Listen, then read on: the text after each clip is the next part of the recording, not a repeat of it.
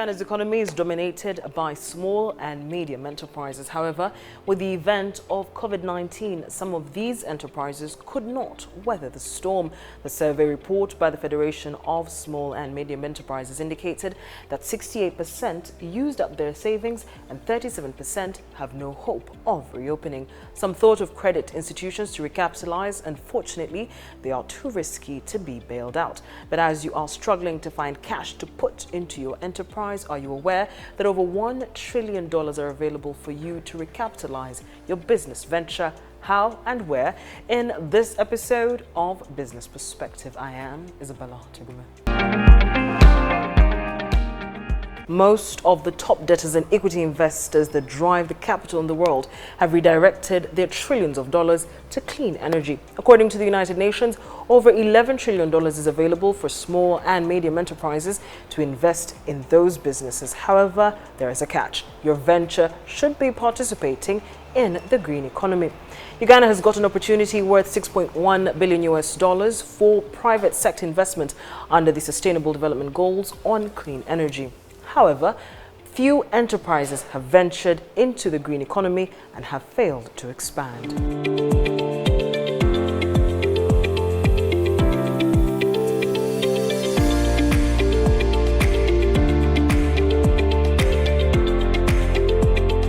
Talk to us about Bodawerk. What do you do? So Bodawerk is a 4-year-old company, and we are today focused on building batteries to ease the access to renewable energy and to possibly ease the transition to electric mobility too. As Bodawerk, what are you currently producing? So our core product is a smart lithium-ion battery.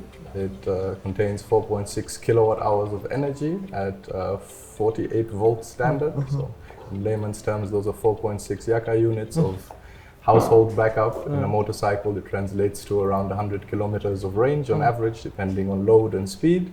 Do you also make motorcycles that use the solar? Yes, the same battery. Okay. So it's important just maybe also to mention that the battery itself is quite a flexible thing. So it stores energy in a DC format. And what happens is a lot of the power that we distribute, is in an AC format. Green and renewable investment is capital intensive. How have you managed to go about this?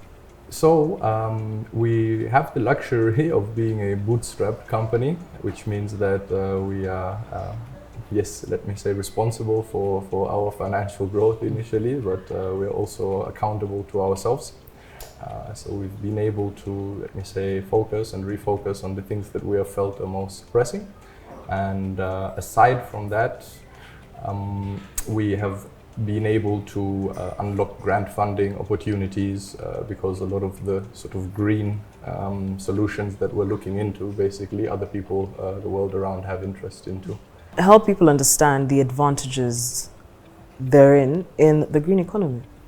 I think the advantage in the green economy, of course, starts with a financially sustainable solution. So I have to say that is the same as in any other sector. And it is probably what is most important in the region is to develop economically.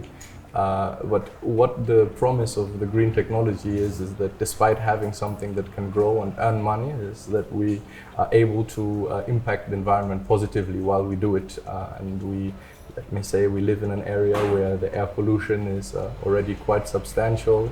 We know that the pollution on the lake is ever increasing.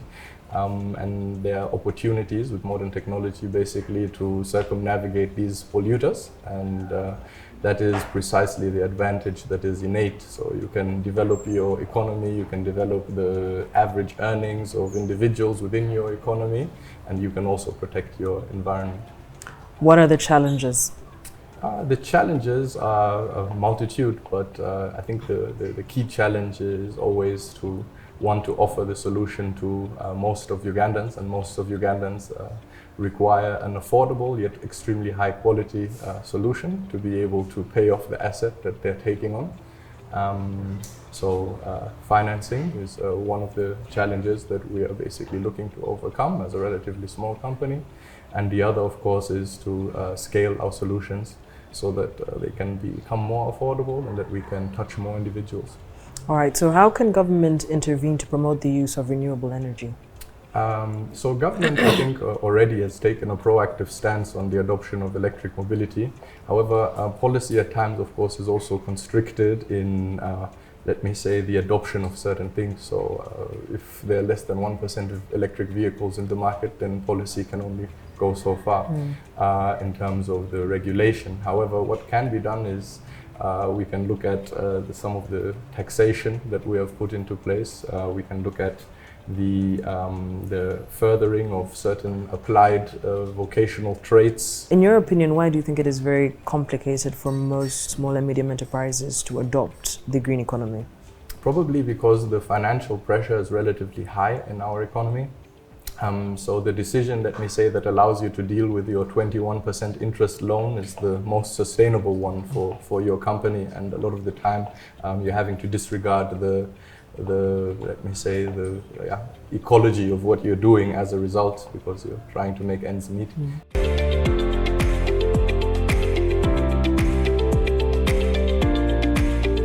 This is commonly used as a means of transport. It is affordable and flexible. But even when it is used as means to make ends meet for most, the impact of the border on the environment cannot be ignored. Mr. Sembatia Idrisa explains the reasons why Uganda's small and medium enterprises should venture into the green economy and what their limitations are. Thank you so much for joining us here on this episode of Business Perspective. We are at Finding XY, but very many people do not know what XY is or what you do. So kindly help our audience understand what it is that Finding XY does. Finding XY is an innovation center and business advisory firm where we focus on supporting local SMEs, but to build their capacity in developing or impacting Uganda socially and environmentally. We see focus more on the green economy. Why is this the case? It's the time that we live in. Everyone is focused on sustainability, and we believe that small and medium-sized enterprises are the key to answering some of these very challenging social or environmental issues. By developing their capacity, we help to provide the much needed products or services or interventions, if these are community-wise or environmental-wise, that we need for sustainability. So the talk now is about sustainability, and one of those things is green financing or a green economy. So how many enterprises have you mentored in line with the green economy? Since 2017, we've handled over 1,000 enterprises from different sectors, all focused on addressing issues to do with sustainability. Whereas some have ventured into that, there are other small and medium enterprises that are yet to venture and have failed to venture into the green economy. Why do you think this is the case? There are a number of things that affect an enterprise's success. It's the nature of the ecosystem that you have and how supportive this ecosystem is. There are issues to do with policy, of course, that do affect enterprises, issues to do with taxation, issues to do with nature or processes.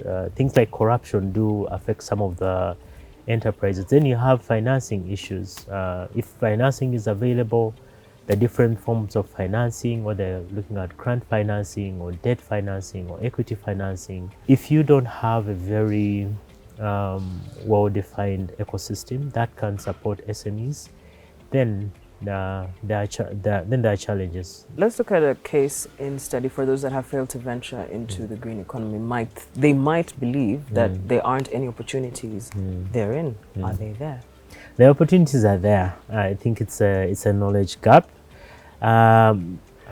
There is what we call greenwashing, which is where you position your business as green, yet it's not actually green. Businesses need to understand what green is. How do you introduce that at the core of your business model, and that you actually can report the kind of impact that you're creating, and whatever impact that you're creating is not just peripheral. I mean, you're not just slapping it onto the business to tell us that it's green, but it's actually central.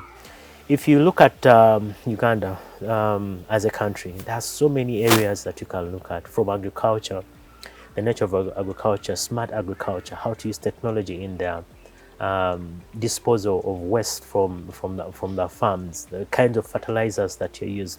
If you go into waste management, I mean, we have an issue with waste management. How is it being recycled? How productive can you ensure that you bring back the waste back into the cycle? If you look at water, you know, we have issues of drainage. How can you tap this water?